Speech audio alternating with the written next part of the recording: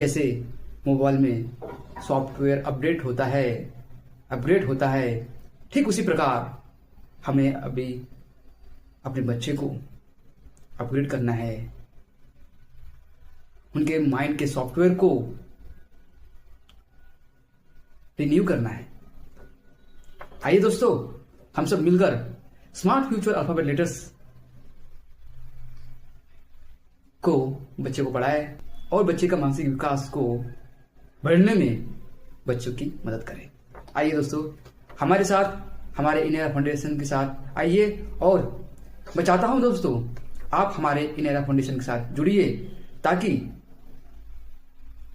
हर बच्चों का भला हो सके।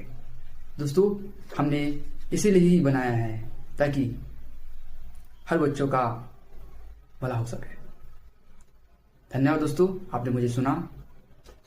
जय भवानी, जय शिवाजी।